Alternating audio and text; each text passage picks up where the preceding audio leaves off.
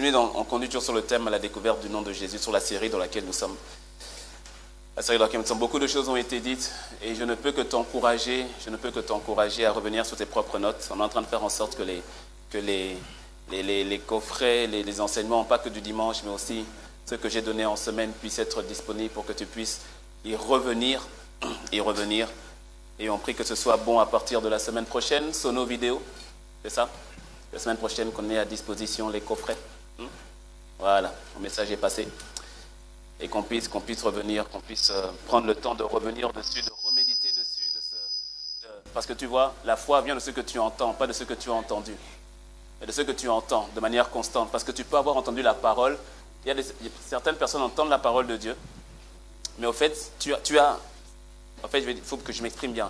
Certaines personnes ont entendu la parole de Dieu, mais entendent constamment un autre son. Que tu me suis? C'est-à-dire, tu peux venir le dimanche, tu as entendu. Et quand tu as entendu, effectivement, tu as été marqué, tu as été touché. Mais ce n'est pas qu'est-ce que tu as entendu, c'est qu'est-ce que tu entends.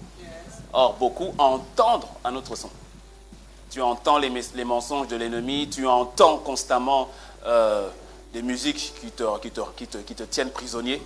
Tu entends constamment des personnes qui critiquent, qui calomnient. Tu entends constamment la voix de ta chair qui te dit le contraire de ce que dit l'esprit. Tu entends constamment. Et c'est pour cela que tu agis en fonction de ce que tu entends, car la foi vient de ce que l'on entend. Pour ça, assure-toi que ce que tu entends vienne de la parole de Christ. C'est qu'est-ce que tu entends constamment. Alors, comment faire en sorte de remplacer ces voix au-dedans de toi? Il faut que tu les remplaces par la parole, par la méditation de celle-ci, de manière continue et constante. C'est pour cela que Josué le dit, inspiré par le Saint-Esprit. Non, c'est même pas, c'est Dieu qui dit à Josué, médite cette parole, que ce livre-là ne s'éloigne point de ta bouche. Médite-le le jour et la nuit. Ça veut dire quoi? Ça veut dire que tu fasses en sorte de le méditer constamment. Que tu l'entendes constamment. Il n'y a pas de secret. Il n'y a pas de secret. Rappelle-toi, la transformation vient de la mise en application de la révélation que tu as reçue. Tu peux recevoir une révélation, mais ce n'est pas pour autant que ta vie en sera transformée si tu ne la reçois pas, si tu ne la gardes pas et si tu ne la pratiques pas. C'est ainsi que beaucoup sont dans une forme de frustration parce que tu entends les choses. Donc quand tu entends les choses, tu as accès à une part de vérité, mais cette vérité n'est pas manifeste en toi. Ça crée la frustration, le découragement, la déprime, voire la dépression. C'est ainsi que les gens en ont contre Dieu, ils en ont contre eux-mêmes, ils en ont contre l'Église, ils en ont contre le pasteur, ils en ont contre le frère, contre la sœur. Pourquoi? Mais parce qu'au fait, il n'y a pas eu de mise en application de la révélation. Tu as entendu, mais tu n'as pas gardé, tu n'as pas capté. La semence est tombée, mais Satan est venu la enlever, ou bien les soucis de ce monde l'ont étouffée. Ce n'était pas une question de semence, c'était une question de réception et de cœur. Dis à ton voisin, entends. De manière constante. De manière constante. Dis-moi un bon amen. Donc nous avons le nom de Jésus. Le nom de Jésus n'est pas une simple signature que nous posons à la fin de chaque prière, comme une forme de routine ou une forme de méthodologie par rapport à la prière. Une forme religieuse. Ah oui, il faut prier au nom de Jésus. Donc je dis, au nom de Jésus, j'ai ainsi prié au nom de Jésus. Tu l'ouvres, ouverture, conclusion, au nom de Jésus. Mais si ce n'est pas une méthodologie, ce n'est pas une formule comme telle. Et il est possible d'utiliser le nom de Jésus, de le citer, mais de ne pas réaliser quelle est la portée qu'il y a derrière ce nom. C'est pour cela que nous prenons le temps d'aller en profondeur par rapport au nom de Jésus, la foi dans le nom de Jésus, l'autorité dans le nom de Jésus, qu'est-ce que Jésus a fait. C'est pour ça qu'on prend tout ce temps depuis maintenant plusieurs semaines. Pour que quand tu dises au nom de Jésus, qu'il y ait la portée derrière, que ce ne soit pas simplement une figure de style, que tu comprennes. Il est vrai que même quand tu ne comprends pas, là, parce que la vérité c'est que toute une vie ne suffirait pas à comprendre, à saisir Jésus dans sa totalité. Il est vrai que même quand tu ne comprends pas, dès que tu dis seulement au nom de Jésus, il y a quelque chose qui se passe. Dis-moi amen. Oui, parce que c'est dans le nom, c'est dans le nom lui-même. Mais tu te dois d'aller en profondeur et de grandir là-dedans. Parce qu'il y a certaines choses qui ne te sont données qu'à la hauteur de ta connaissance. Il y a certaines choses qui ne te sont accessibles qu'à la hauteur de la révélation que tu as. Et donc si tu n'as pas la révélation qu'il faut, mais tu es privé de certaines choses qui te concernent. Mais que cela ne soit pas ton cas dans le nom de Christ Jésus. Donc le thème de mon message aujourd'hui, toujours dans la même série, c'est demandez et agissez dans le nom de Jésus. Demandez et agissez dans le nom de Jésus. Le nom qui a été élevé au-dessus de tout nom, de toute autorité et de tout pouvoir, c'est le nom de Jésus. Et cette réalité, elle prend sa source dans le monde spirituel. Cette vérité est une réalité spirituelle. Donc, citer son nom uniquement de manière intellectuelle, sans en prendre la portée spirituelle, ne portera pas forcément le fruit escompté. Rappelle-toi, les fils de Sheba, ils sont allés prier pour chasser le démon. Ils ont prié au nom de Jésus que Paul prêche, mais cela n'a pas porté des fruits. Enfin, ça a porté des fruits. Ils ont ramassé des coups. Ils se sont fait frapper, fouetter, dénuder, humilier. Lorsque tu pries au nom de Jésus, lorsque tu invoques le nom de Jésus, tu te dois de sortir du monde ou encore de la sphère naturelle et mentale et pénétrer le monde spirituel, la réalité spirituelle. C'est comme tout à l'heure, lorsqu'on chantait le nom de Jésus, tout à l'heure, rien que tout à l'heure, quand on faisait la boucle là, sur le nom de Jésus, il y a quelqu'un qui se dit, ça traîne. Il y a quelqu'un qui dit, oh, mais pourquoi il tourne dessus? Encore, combien de fois? Pendant que ton voisin, il n'était même plus là. Pourquoi? Parce qu'à chaque fois qu'il dit le nom de Jésus, point d'autre nom que le nom de Jésus, point d'autre nom, à chaque fois que le nom de Jésus, point d'autre nom, à chaque fois qu'il le dit, que le nom de Jésus. Et quand tu le dis en esprit, parce que tu vois tout ce que nous le faisons en esprit. Quand tu le fais en intelligence, mon ami, ça ne porte aucun fruit. C'est la chair, c'est charnel, ça ne donne aucun fruit. Mais quand tu le fais en esprit, à chaque fois que tu dis point d'autre nom, quand tu le dis, à chaque fois c'est comme s'il y a une vérité. Il y a une vérité qui t'apparaît, que le nom de Jésus dit quoi. Et puis quand tu redis encore point d'autre nom, tout à coup il te dit, tu vois par rapport à la maladie là, mon nom est capable de le faire. Tu dis Seigneur, j'y crois. Et tu dis point d'autre. Et puis tout à coup il te dit, tu vois par rapport au fait que ton frère n'est toujours pas converti, invoque-moi, tu vas voir ce que je vais faire. Et à chaque fois que tu vas, mais c'est au niveau spirituel et non pas intellectuel. Dis-moi amen. Parce que tu vois, invoquer le nom de Jésus juste avec ta tête, ça ne porte aucun fruit. Parce que c'est une réalité spirituelle qui est notre vérité à nous. La vérité est la réalité spirituelle. La réalité naturelle n'est pas forcément la vérité. La réalité naturelle, très souvent, est teintée du mensonge. Mais la réalité spirituelle, c'est ce qui est la vérité. Et Christ est la vérité.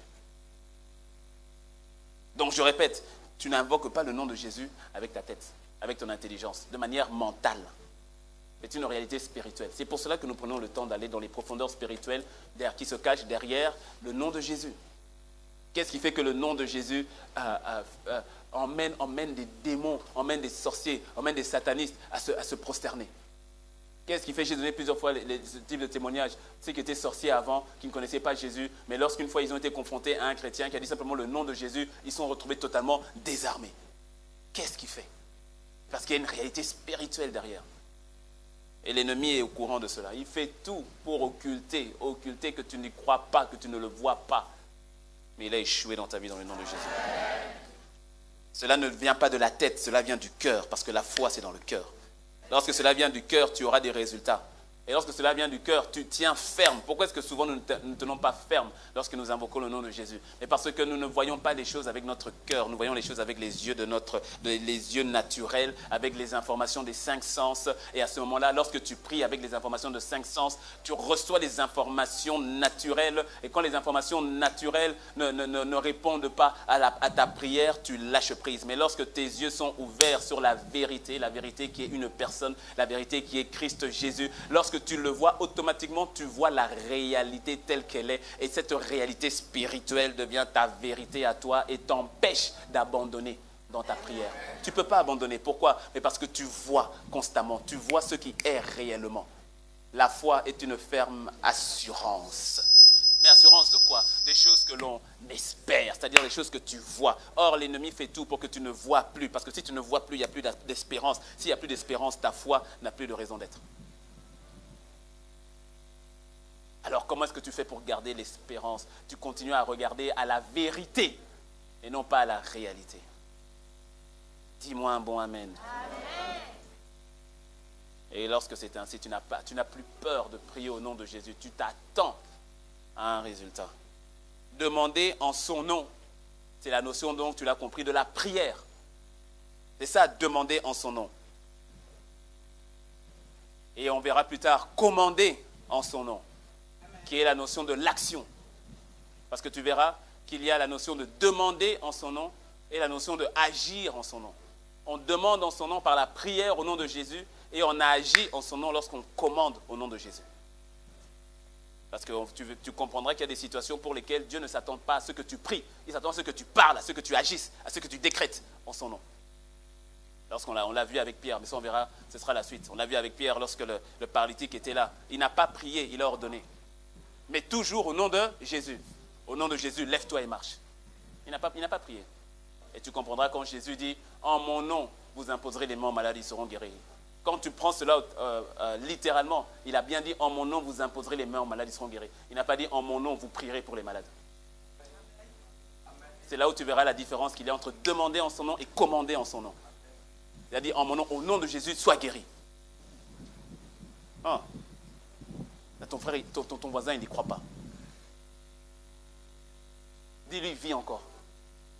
Et tu vas le voir manifester dans ta vie. Dis-lui. Il n'y croit pas, même toi tu n'y crois pas. Et tu le dis de manière, Rebo Satayaba Sheta. J'ai dit, dis-lui, vis encore. Et tu vas le voir manifester dans ta vie. Amen. Donc, demander en son nom, c'est ce qu'on va voir aujourd'hui. Demander en son nom. C'est la notion donc de la prière. Dis avec moi la prière. Demander en son nom. Jean 16, versets 23 à 24. Jean 16, versets 23 à 24. En ce jour-là, c'est Jésus qui parle. Vous ne m'interrogerez plus sur rien. En vérité, je vous le dis, ce que vous demanderez au Père, il vous le donnera en mon nom. Qu'est-ce que tu as bien lu? Je reprends.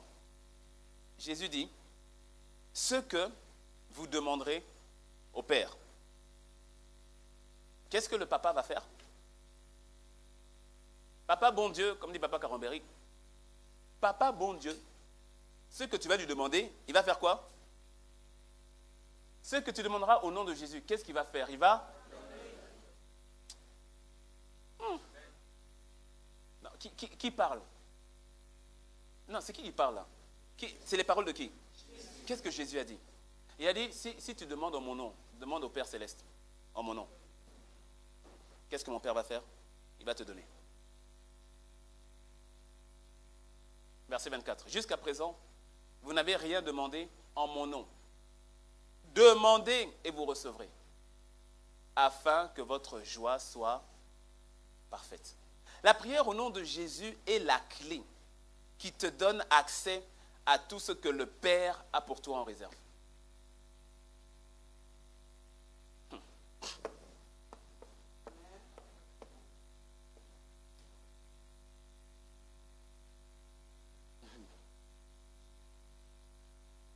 Je répète, pour quelqu'un qui était distrait, c'est-à-dire la majorité, j'ai dit, la prière au nom de Jésus est la clé qui te donne accès à tout ce que le Père a pour toi en réserve.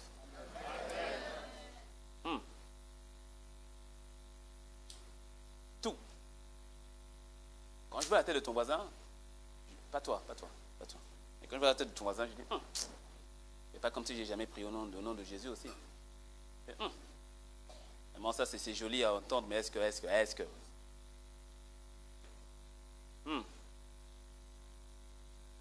Laisse-moi faire une parenthèse. Tu sais, il te sera toujours fait selon ta foi. Toujours. J'ai remarqué, et je l'ai déjà dit, je le redis, j'ai remarqué au fait que dans la vie, dans la marche avec le Seigneur fait véritablement exception de personne. Mais les personnes qui se démarquent sont les personnes simplement qui manifestent la foi. Et souvent la foi d'un enfant vis-à-vis de Dieu. Ouais. Qui manifeste simplement. Et rappelle-toi, quand tu es venu à Christ, au tout début, là, tu manifestais ce type de foi. D'une simplicité incroyable. Simplicité incroyable. C'est-à-dire cette sensation que tout ce que tu demandes, il va te le donner. Rappelle-toi. Rappelle-toi. Bon, qu'est-ce qui s'est passé depuis? Les réalités de la vie t'ont rattrapé. La simplicité de l'enfant a disparu. Maintenant, tu es devenu un adulte ignorant, spirituellement parlant. Cocobar, ayant expérimenté trop de défaites et de déceptions, tu en as tiré des conclusions qui très souvent sont à l'opposé de ce que Dieu dit pour ta vie. Non, pas toi, je parle de quelqu'un qui est en train d'arriver. Pas toi, pas toi, pas toi. Ouais. J'ai vraiment remarqué qu'avec le Seigneur, il te sera toujours fait selon ta foi. Tu te souviens, non? Il est comme un océan. Tu viens avec une cuillère, tu repars avec des cuillères. Tu viens avec un seau, tu repars avec des seaux. Tu viens avec des bidons, tu repars avec des bidons. Tu viens avec un conteneur, tu repars avec les conteneurs. Tu viens avec un système de drainage continu. Amen. C'est toi qui vois. Tu as arrosé constamment. C'est toi qui vois, en fait. Il te sera toujours fait selon ta foi. Moi, j'ai décidé, et d'ailleurs, je ne suis pas encore, je ne suis pas du tout même, mais vraiment décidé de dire non, Seigneur, faut pas, je refuse d'arriver devant toi et d'avoir des regrets. Je refuse d'arriver devant toi et de voir un entrepôt avec mon nom dessus, écrit les livraisons retournées, ou bien les colis non livrés pour ta vie sur terre. Ah non, non, non. C'est-à-dire, quand j'arrive au ciel, Seigneur, fais-moi grâce que tout ce que tu avais en réserve pour ma vie, que j'ai tout épuisé pendant ma vie sur terre. Non, parce que tu vois, il y a des choses qui ne seront plus d'utilité une fois qu'on sera là-bas. La guérison, c'est fini, c'était pour la terre. C'est pas là-bas. Là-bas, il n'y a plus de maladie, il n'y a plus rien. Tu vois, non? Hein, le salut de tes proches, c'est pendant qu'on est là. Quand on est là-bas, c'est terminé. On est sauvé ou on ne l'est pas. Est-ce que tu me suis? Le salut de ta nation, c'est ici, c'est maintenant. Est-ce que tu me suis? Tu vois, tous ces colis, hein, Seigneur, cette entreprise que tu m'avais préparée, ce mariage, parce qu'il y a mariage et mariage, ce mariage que tu m'avais préparé. C'est-à-dire, arriver et de dire, Seigneur, tout ce que tu avais préparé pour moi, que quand j'arrive, que j'ai tout utilisé. Ah oui, oui, oui, mais ça, il te sera fait selon ta foi. Selon ta foi. Certains se contentent des miettes qui tombent de la table. C'est toi qui vois. Tu vois, non, dans Marc 4, l'histoire de la femme grecque qui est venue, qui a dit, ma fille est malade, ma fille est malade, Seigneur, fais quelque chose. Jésus qui lui dit, il n'est pas bon de prendre le pain des enfants et de le donner aux petits chiens. Il faut que les enfants se rassasient d'abord. Et puis elle dit, oui, c'est vrai, mais les petits chiens se nourrissent aussi des miettes qui tombent de la table. Et Jésus entend ça et dit, waouh, quelle foi! Et il dit, je n'ai pas vu une foi aussi forte dans Israël. Parce qu'elle était étrangère, elle était grecque. Et Jésus la regarde et dit, ta foi a sauvé ta fille, qui soit faite selon ta foi. Et sa fille a été guérie tout de suite. Quand on lit le texte, on pense donc que la vérité, c'est qu'il est bon d'avoir accès aux miettes. Mais au fait, lis bien, comprends bien. Jésus n'a pas donné des miettes. Elle lui a donné le pain. Quand Jésus dit, je ne peux pas te donner le pain. Parce que, écoute, qui a parlé des miettes? C'est Jésus ou c'est elle? Suis-moi bien.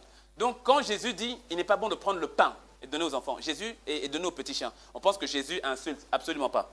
Il dit la vérité. Sur le plan spirituel, n'était sous l'alliance que le peuple d'Israël à l'époque. Tout le reste était banni. Parce que Dieu, dans sa souveraineté, avait choisi le peuple d'Israël. Donc, la grâce n'est pas encore manifestée. Jésus n'est pas encore mort et ressuscité. Donc, tout le reste ne sont pas peuple de Dieu. C'est comme ça qu'il prend le mot kouan, petit chien. Il n'a pas insulté, il a dit les vérités spirituelles. Mais elle dit, même en tant que petit chien, je peux prendre les miettes.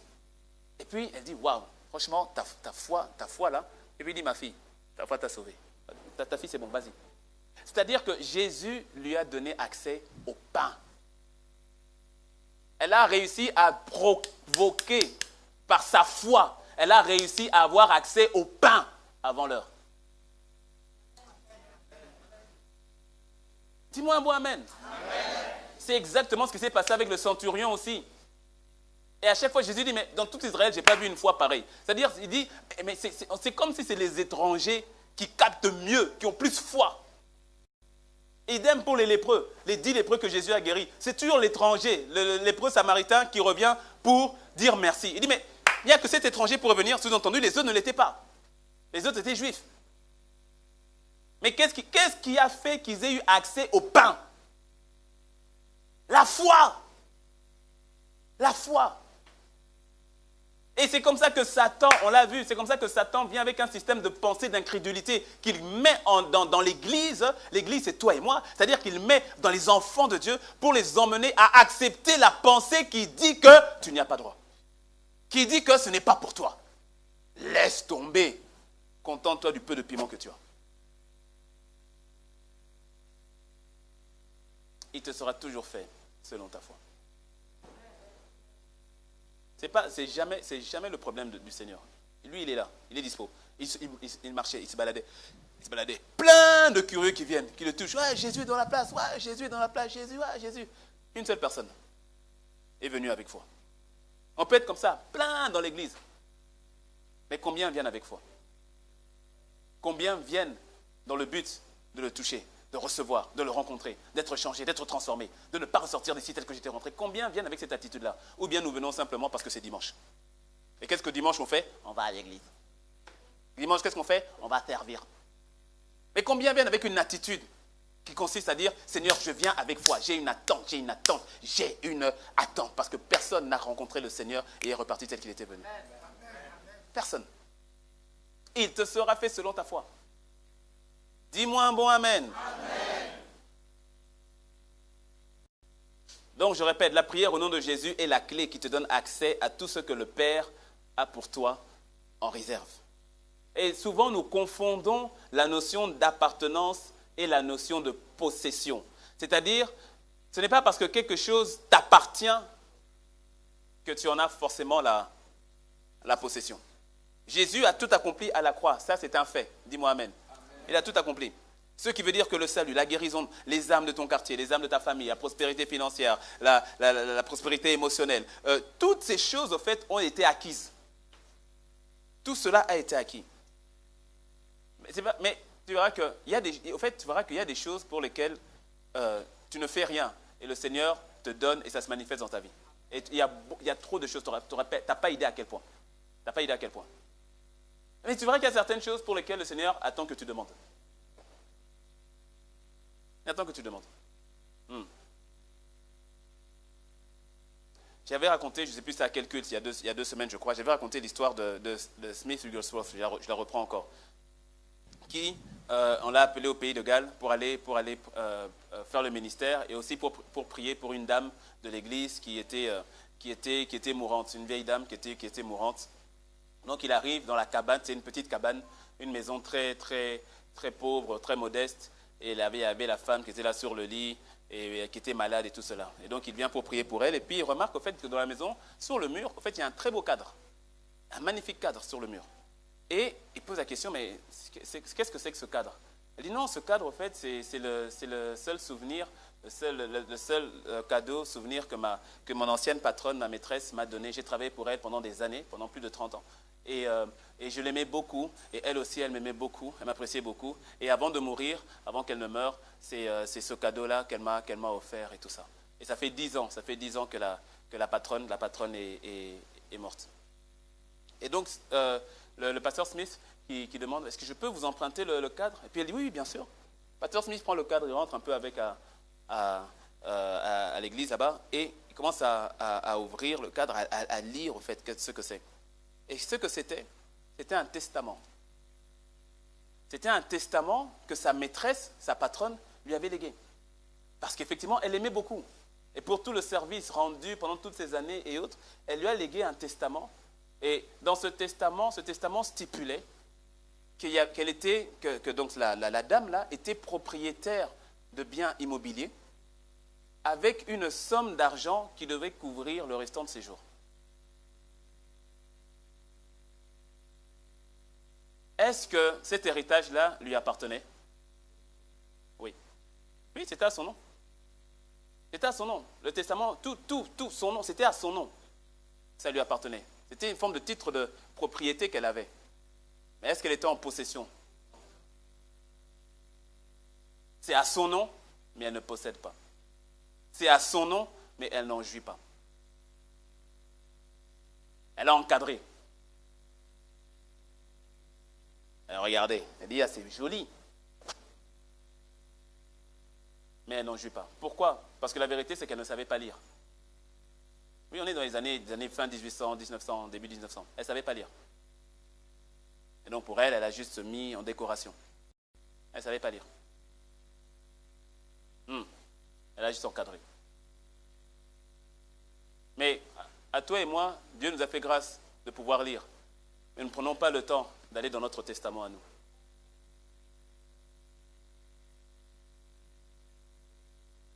Elle a peut-être encadré. Nous, on le met peut-être dans notre sac. Ou bien au coin du lit. Mais on ne prend pas le temps d'aller lire l'Ancien et le Nouveau Testament.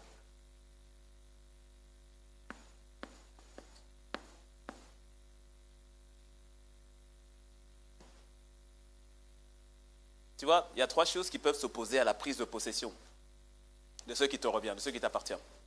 Il y a 3 choses. Il y a soit de l'immaturité, on le voit dans Galates 4, je vais juste lire Galates 4, versets 1 à 2. « Or, aussi longtemps que l'héritier est l'enfant, je dis qu'il ne diffère en rien d'un esclave, quoiqu'il soit maître de tout. Mais il est sous des tuteurs et des administrateurs jusqu'au temps marqué par le Père. » Donc, l'immaturité fait en sorte que tu n'as pas accès, que tu ne jouis pas, tu ne possèdes pas ce qui te revient. Il y a aussi l'ignorance.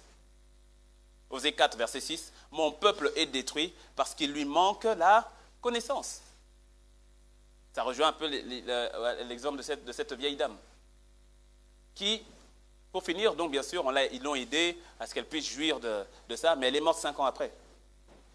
C'est-à-dire qu'elle aurait eu ça plus tôt, elle aurait eu une meilleure vie quand même.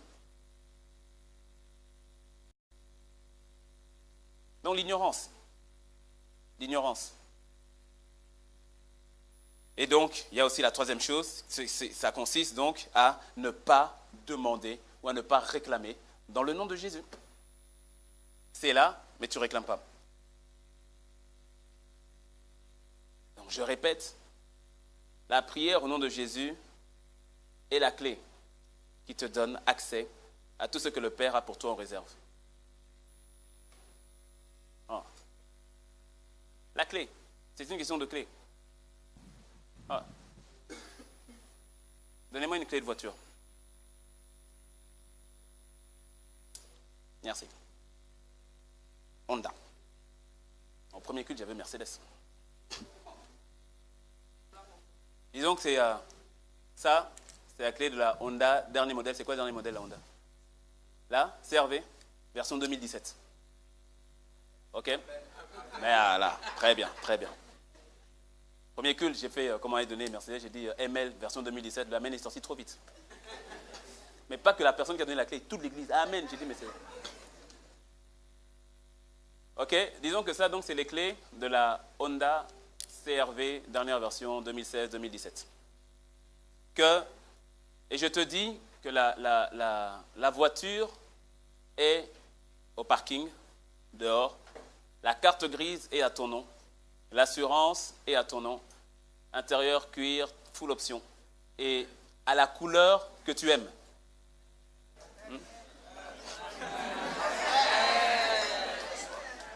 Ok? Qu'est-ce qui va se passer? Tu seras content, tu vas dire, ah, vraiment, je suis content, vraiment, merci, ah, super, pasteur, vraiment, merci. Mais si tu ne prends pas les clés, tu vas rentrer en zème.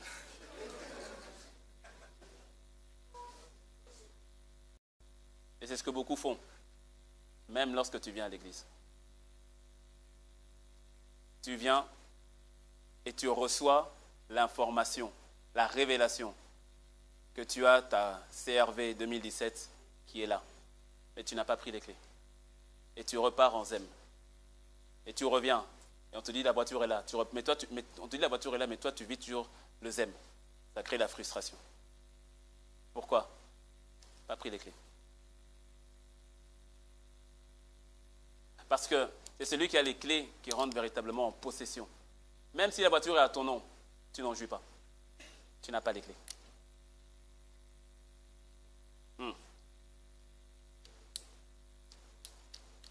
Et le nom de Jésus est l'une de ces clés-là qui nous donne accès à ce que le Père a en réserve pour nous.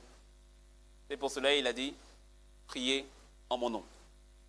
C'est pour ça que donc tu dois d'abord être conscient, je reviens sur la notion de ce qui est à ta disposition, tu dois être conscient déjà de ce qui te revient. Éphésiens 1, versets 16 à 19, je vais lire la version, c'est quelle version que j'ai? La version Parole de vie, je crois. Oui, Parole de vie. Dit, je dis vos noms quand je prie, et sans cesse je remercie Dieu à cause de vous. C'est Paul qui prie pour les gens d'Éphèse. Je demande au Dieu de notre Seigneur Jésus-Christ, le Père rempli de gloire, de vous donner la sagesse. Alors vous découvrirez Dieu et vous le connaîtrez vraiment. Je lui demande d'ouvrir les yeux de votre intelligence. Ainsi vous pourrez connaître l'espérance qu'il vous a donnée en vous appelant. Vous connaîtrez la richesse magnifique des biens qu'il donne à ceux qui lui appartiennent. Vous connaîtrez la puissance extraordinaire que Dieu a montrée pour nous qui croyons en lui. Sa puissance et sa force, Dieu les a montrées dans le Christ quand il l'a réveillé de la mort, quand il a fait asseoir à sa droite dans les cieux. Ainsi, le Christ est placé au-dessus de toutes les forces et de toutes les puissances qui ont autorité et pouvoir. Il est au-dessus de tout ce qui existe, non seulement dans le monde d'aujourd'hui, mais aussi dans le monde qui vient. Oui, Dieu a tout mis sous les pieds du Christ. Il a mis le Christ même au-dessus de tout. Et il l'a donné comme tête à toi, c'est-à-dire l'Église. Toi, c'est-à-dire l'Église, et le corps de Christ. Tu es le corps de Christ. En elle, le Christ est totalement présent. Lui en qui Dieu habite totalement. Quel mystère que ce Dieu si grand habite totalement en toi. Non, franchement, cette histoire-là, ça n'a aucun sens. Avec ta tête, là, ça n'a aucun sens. C'est lui qui a créé l'univers. Tu as vu la taille de l'univers? Bon, sur l'univers, tu as vu la taille du système solaire. Sur le système solaire, tu as vu la taille du soleil. Par rapport au soleil, tu as vu la taille de la terre. Par rapport à la terre, tu as vu la taille du continent. Par rapport au continent, tu as vu la taille du pays. Par rapport au pays, tu as vu la taille de la ville. Par rapport à la ville, tu as vu ta taille à toi.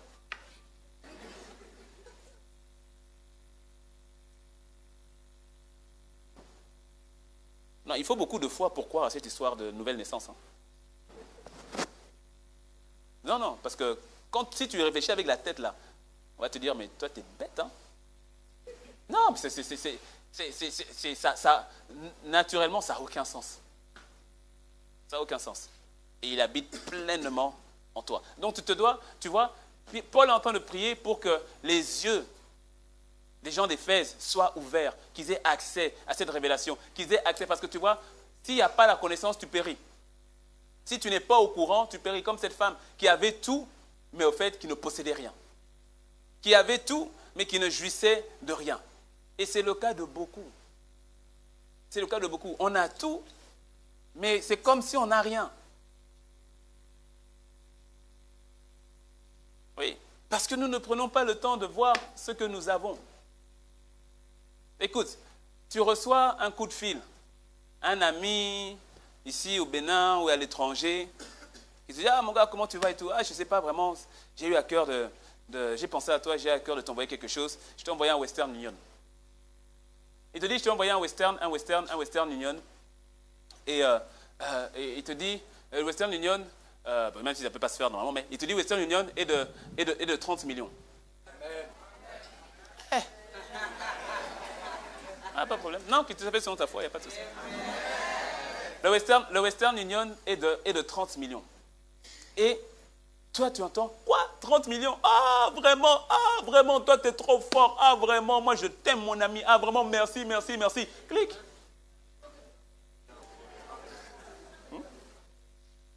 Même celui qui t'a envoyé va dire, mais comment il a raccroché? Et puis, il te rappelle. Il dit, oui, mais mon gars, bon, je te dis, je t'ai envoyé. Il dit, oui, mais je sais, je te dis merci pour le Western. Merci, oh! Clique. Et c'est ce que beaucoup nous faisons. Tu entends, il y a puissance dans le nom de Jésus. Tu entends, tu dis yes, amen, alléluia. Tu entends, il y a ta voiture qui t'attend dehors. Tu as dit amen tout à l'heure. Yes, amen. Mais laisse-moi te dire que c'est vrai. Amen. Oui, mais oui, écoute. Tu n'as pas idée de tout ce qui est en stock pour toi. Après, le problème, c'est qu'une fois que tu as dit amen, et puis tu rentres, et puis tu dis, non, Dieu a dit qu'il a envoyé. Mais tu ne prends pas le temps d'aller chercher les détails dans sa parole. Est-ce que tu me suis? Parce que tu vois, lorsqu'il t'envoie un western, qu'est-ce que tu fais? Tu t'enquières au moins de 2 choses. Le montant, le code et son nom. Est-ce que tu me suis? Et qu'est-ce que tu fais? Tu vas prendre, donc si tu envoies des informations par WhatsApp ou SMS, donc tu vas bien prendre tes informations, tu vas faire en sorte vraiment que le SMS tu vas faire copier-coller. Juste au cas où tu fais une mauvaise manipulation. Et plus le montant est gros, plus c'est-à-dire les chiffres, c'est 10 chiffres, non? Tu vois, quand on voit 5 000 francs, bon, oui, tu dis, bon, quand j'aurai le temps, je vais aller. Tu vois, non? Et bon, oui, dès que j'ai le temps, je vais passer, je vais passer. Je vais aller, bon, des fois tu peux même oublier, ah oui, tu vas m'envoyer 8 000 francs, ah oui, c'est vrai. Bon, faut que j'y aille quand même.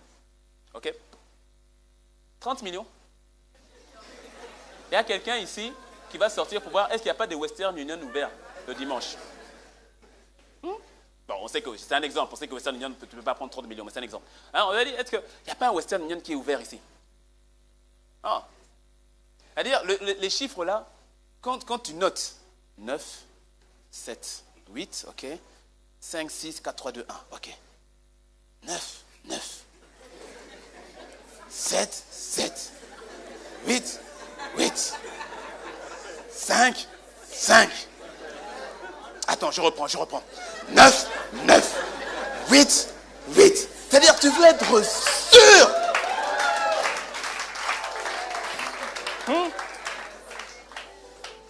Même quand tu as fait toutes ces vérifications, même quand tu arrives, avant d'arriver devant le guichet, tu revérifies encore. Tu veux être sûr. Et même si tu as fait une petite... D'habitude, 9, tu écris ça vite fait 9. Mais là, tu mets ton plus beau 9.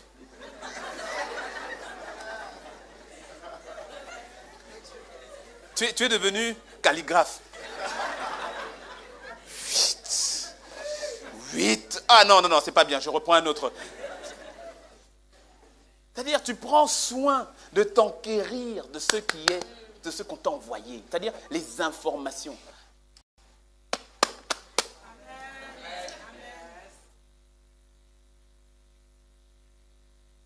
Il y a plus que Western Union ici, il y a plus que le Testament, il y a plus.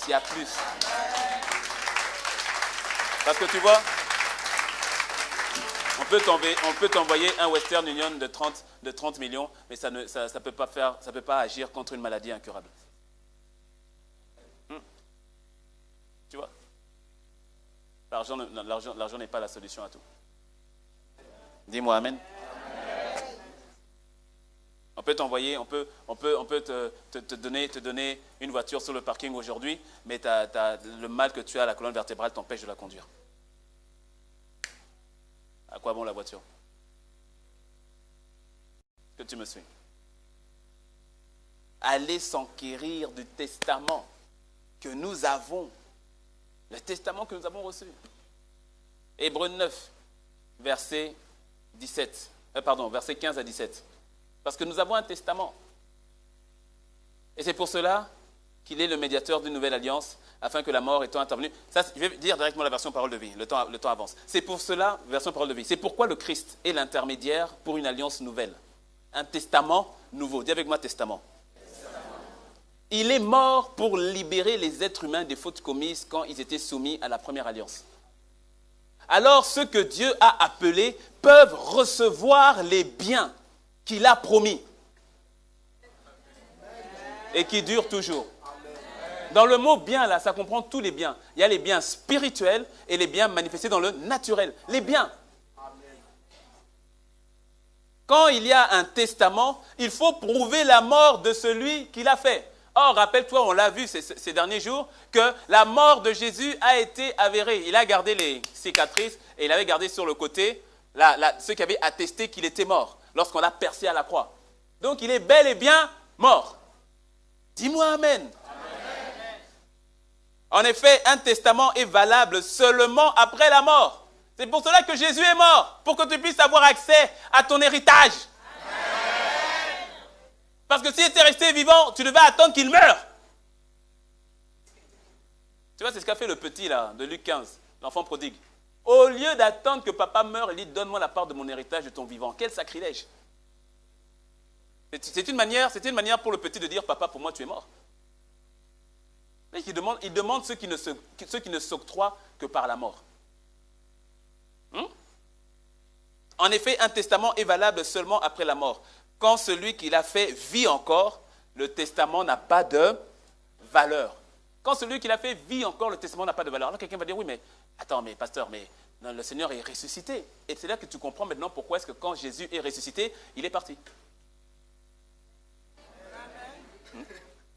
Il est ressuscité, mais il n'est plus, c'est ainsi que tu vois, dans le passage qu'on a lu de Jean 16, c'est où ? Jean 16, en ce jour-là, vous ne m'interrogerez plus sur rien. Qu'est-ce que Jésus est en train de dire ? Il dit que pour le moment, je suis avec vous, je suis dans la chair. Je marche avec vous, je parle avec vous, vous me posez des questions, j'y réponds, je vous aide, je vous guide. Mais ce jour-là, ce ne sera plus comme ça. Pourquoi ? Parce que quand je vais revenir, je ne serai plus avec vous comme je suis avec vous dans la chair. Je vais aller auprès du Père, mais je serai avec vous par la personne du Saint-Esprit. Et pour cela, il est allé à la mort, sauf que la mort n'a pas pu le retenir. Et maintenant, il est reparti auprès du Père. Et Romains 8, 34 nous dit, qui les condamnera ? Christ est mort, bien plus, il est ressuscité. Il est à la droite de Dieu et il intercède pour nous. C'est-à-dire que Jésus est allé maintenant à côté du Père. Et sa présence auprès du Père, le Père ne peut que valider ce que ses enfants demandent au nom de celui qui est à sa droite. C'est-à-dire, quand tu dis au nom de Jésus, Jésus regarde le Père.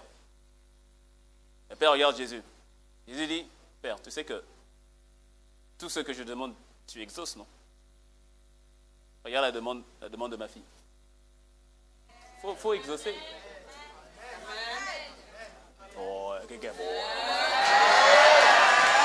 C'est lui. Père, exauce. Père, exauce. Dis-moi un bon amen. Amen. Donc, être conscient de l'héritage. Prends le temps, mais prends le temps. Fais taire les voix. Fais taire ces voix qui constamment t'emmènent à penser, à proclamer et à agir contrairement à ce que Dieu dit. Fais taire ces voix. Fais-les taire. Comment ? Ce n'est pas en disant simplement taisez-vous. Ce n'est pas simplement ça. Il faut les faire taire, il faut les remplacer par la parole. Par la parole. Reste ancré. Écoute, il n'y a pas. C'est tellement simple que ça devient compliqué. Mais oui, maintenant tu comprends pourquoi est-ce que l'ennemi s'acharne tellement pour t'empêcher de lire la parole. Il attaque, tu comprends pourquoi il attaque tellement ta vie de méditation.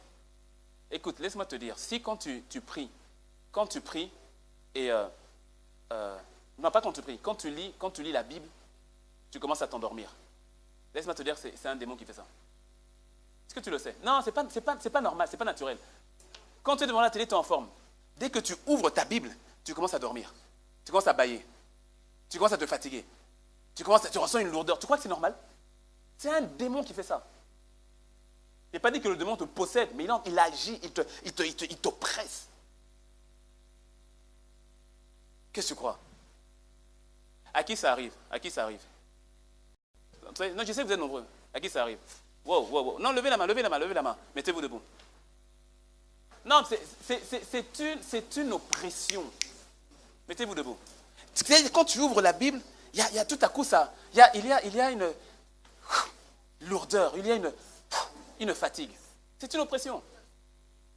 Oui. Ça ne veut pas dire que c'est toujours le cas, mais même des fois, parce que il y a des personnes pour qui c'est toujours le cas. Il y a des personnes où c'est comme des saisons comme ça. C'est une oppression, mon ami. C'est une oppression. Mets la main sur la tête. Prie en langue. Ça va prendre quelques instants. Ke yandararabriarabo shata ikararabo shete. Kai kariarabo seta. Mata rata yaka terebo sha. Maikandararabo shikararabo sata. Ke keriarabo maikatararabo sheta. Prions langue, prions langue. À l'étage aussi, à l'étage, dans la salle annexe. Salle annexe et dans le couloir.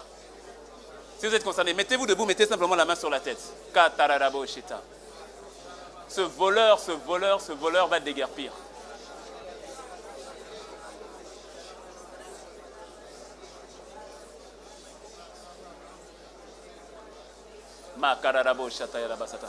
Ok, gardez la main, fermez les yeux. Père, au nom de Jésus, par l'autorité du nom de Jésus, je commande à ces esprits impurs, je commande à ces esprits, je vous commande dans le nom de Jésus, à partir de maintenant, vous lâchez prise. Amen. Vous lâchez prise. Amen.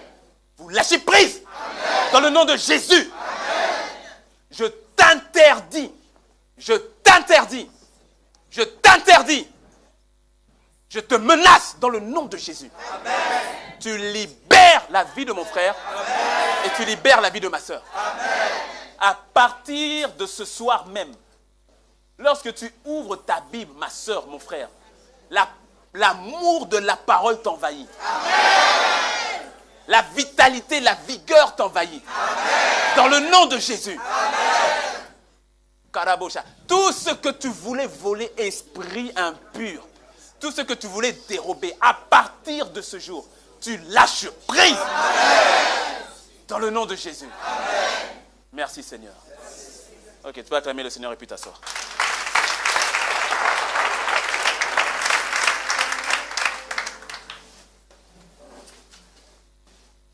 Le voleur ne vient que pour voler, pour dérober, pour destituer, pour détruire, pour égorger, pour tuer. Il sait. Parce que tu vois, s'il réussit à attaquer ta vie de méditation de la parole, il peut te laisser prier même. Parce qu'il sait que ta prière ne sera pas efficace. Ce sera une prière basée sur les plaintes, une prière basée sur ton intelligence, une prière basée sur ce que tu sais, mais pas sur la parole. Mais lui, il a peur de la parole.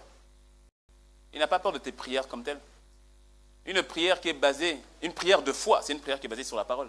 Parce que la foi vient de la parole. Sinon, ce n'est pas une prière de foi comme telle. C'est une prière basée sur la connaissance de Dieu. Or, comment connaître Dieu en dehors de la parole? Tu ne peux pas. Tu ne peux pas connaître Dieu par la prédication.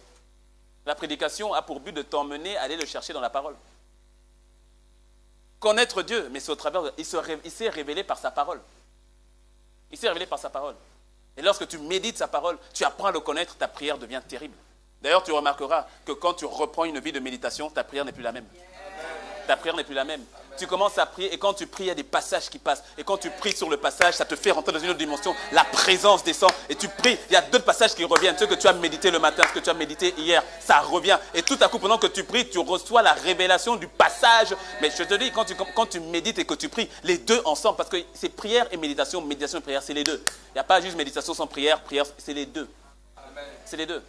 Mais il est plus aisé d'avoir une vie de prière forte lorsque tu as une bonne vie de méditation que le contraire. Que le contraire. Parce que quand tu as une vie de méditation, à un moment donné, ça va te pousser à prier. Avec tout ce que tu as reçu, c'est comme si tu as tellement reçu, mais pour que ça rentre, il faut que tu pries. Il faut que tu pries pour que ça te pénètre. C'est comme si tu as mangé, mais la digestion, il faut une prière. Il faut une prière pour que que tout vraiment soit acquis dans le corps. Et quand tu pries maintenant sur ce que tu viens d'entendre, c'est pour ça que l'ennemi attaque ta vie de méditation. Dis-moi un mot, amen. Et je termine. Donc tu dois être conscient. Et donc premièrement, tu dois être conscient. Et deuxièmement, donc, tu dois prendre possession de ce qui t'appartient. Ne faisons pas l'erreur de penser que tout nous appartient automatiquement. Bon, je l'ai dit tout à l'heure, c'est-à-dire qu'on a forcément possession des choses qui sont à notre nom. Et le Seigneur veut que ce qui t'appartient, que tu puisses le posséder, afin que ta joie soit parfaite. Ça veut dire que beaucoup ont une joie imparfaite ou encore incomplète parce que tu es au courant de ce que Dieu a pour toi, mais tu ne le vis pas ou encore tu ne le manifestes pas. Or, c'est l'année de la manifestation divine. Laisse-moi te dire que l'année 2007 n'est pas terminée. L'année 2007 n'est pas terminée.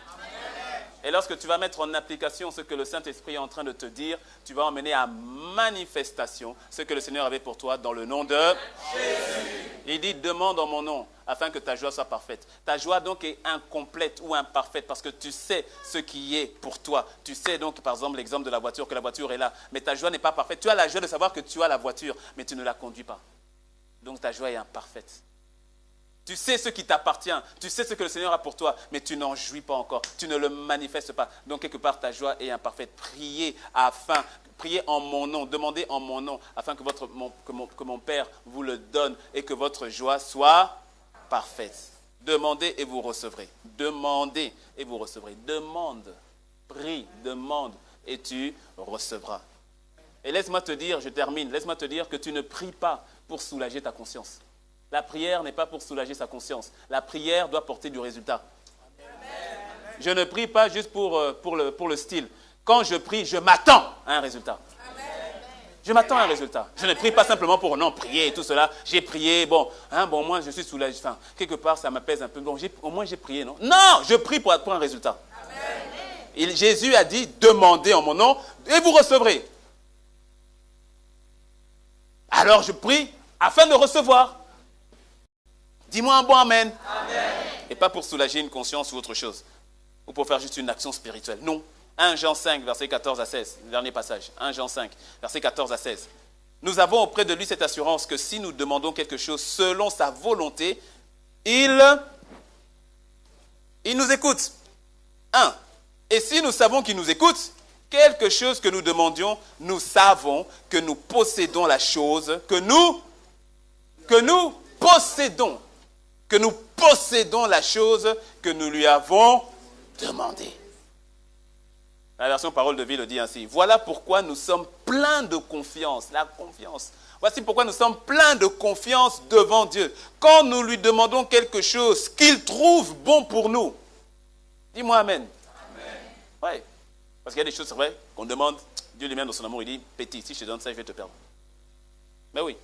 C'est pour ça que là, écoute, c'est pour ça. Écoute, c'est pour ça, quand tu comprends ça, comment dire ça? C'est pour ça qu'il est tellement important de connaître ce Jésus que tu pries. Parce que lorsque tu le connais, tu sais qu'il t'aime. Tu sais qu'il t'aime et qu'il veut que le meilleur pour toi. Et donc, à ce moment-là, tu vois, il peut y avoir certaines choses que nous demandons, mais qui, au fait, ne sont pas bonnes pour nous. Tu as demandé tel homme comme Marie. Dieu te regarde. Dieu le regarde. Il te regarde à nouveau. Il dit, ma fille, j'ai mieux. Est-ce que tu me suis? Non, mais c'est lui parce que lui, il m'aime et lui, si c'est pas lui vraiment ma vie, je sais pas. Et puis avec mon âge, toutes les manières, il n'y a que lui qui est venu vers moi. Alors tu comprends, Seigneur, il n'y a que lui, je peux pas, lui. Il te regarde, il dit, ma fille, fais-moi confiance. Nous sommes pleins de confiance devant Dieu. Nous sommes pleins de confiance devant Dieu. Quand nous lui demandons quelque chose qu'il trouve bon pour nous, il nous écoute. Nous le savons, Dieu écoute toutes nos demandes. Amen. Toutes. Amen. Il n'est jamais sous répondeur. Amen. Jamais de problème de Wi-Fi. Amen. Il écoute toutes nos demandes. Alors ce que nous lui demandons, nous l'obtenons, c'est sûr. Quand tu pries au nom de Jésus, le Père te donne ce pourquoi tu as prié et ta joie devient parfaite. Amen. Dis-moi un bon amen. Amen. Et quelle est la clé? Quelle est la clé qui te permet de rentrer en possession? C'est le nom de Jésus. Et c'est la volonté du Seigneur que tu rentres en possession de ce qu'il a acquis pour toi. Et c'est l'année de la manifestation divine. J'ai dit, 2017 n'est pas terminé. Amen. Tu demandes avec foi, tu demandes avec joie, tu demandes avec audace, tu demandes avec action de grâce. Tu t'attends. Et quand tu demandes, tu t'attends. Laisse-moi te dire que ça fait plaisir au Père de te voir jouir de la réponse à tes prières. Ça, écoute, pour tous les parents qui sont là, tu es content lorsque tu vois ton enfant se réjouir du cadeau que tu lui as fait. D'ailleurs, ça t'énerve quand tu vois l'enfant, soit que quand tu donnes un cadeau et puis tu vois l'enfant, il n'est pas content, ou bien quand tu donnes un cadeau et puis tu vois l'enfant, il gâte le cadeau, il le casse le soir même, ça t'énerve. Et quand tu vois l'enfant qui a le cadeau et qui en prend soin, ça te fait plaisir.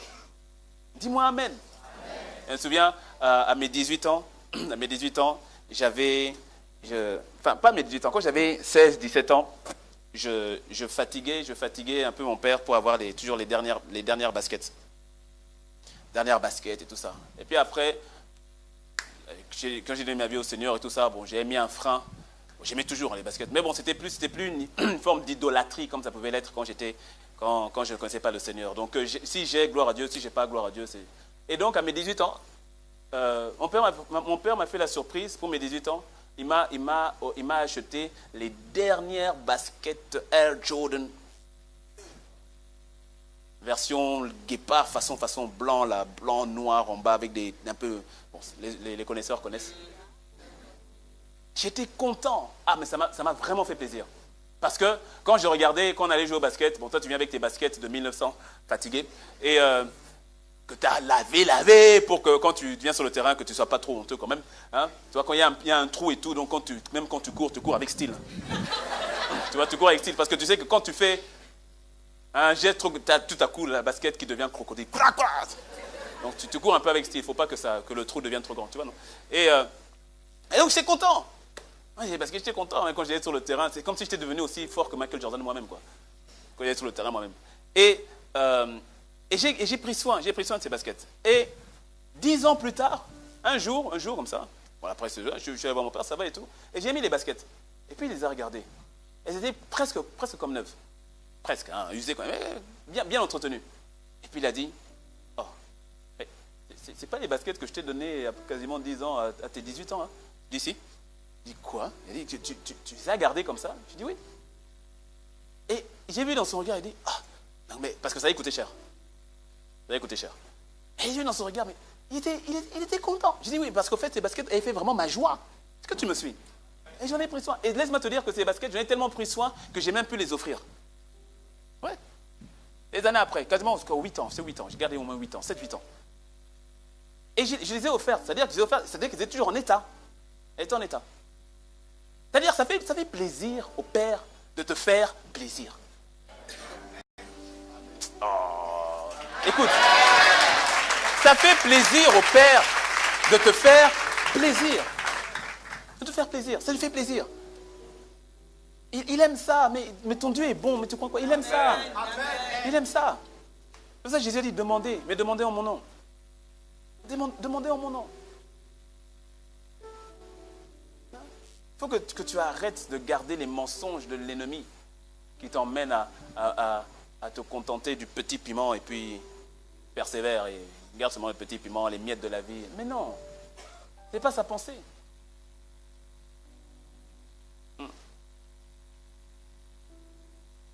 Lorsque tu sens dans ton cœur, le Seigneur t'appelle par rapport au ministère de la parole. Ah, mais ne dis pas, bon, on verra seulement, on va se débrouiller seulement. Alors le Seigneur se regarde et dit, mais je vois derrière toi des multitudes de personnes qui vont être sauvées, qui vont être changées, qui vont être transformées. Puis tu dis, non, donne-moi simplement, même une dizaine, ça va, je prends. Tu vois, il a tendance à se contenter. Tu pries au nom de Jésus, tu dis, Seigneur, montre-moi ce que tu as en réserve. C'est-à-dire que tu m'appelles au ministère de la parole, montre-moi ce que tu as en réserve par rapport à ça. Laisse-moi voir, laisse-moi percevoir, laisse-moi voir. Et dès que tu vois une percée, dès que tu commences à prier là-dessus, dans le nom de Jésus. Il dit tout ce que vous demanderez. Moi, je ne comprends pas. Moi, écoute, sois comme un enfant. Il a dit tout. Demande tout. Amen. Non. Moi, je dis toujours, mieux vaut plus que pas assez. Donc, balance. Demande. Dis-moi un bon amen. On va se lever.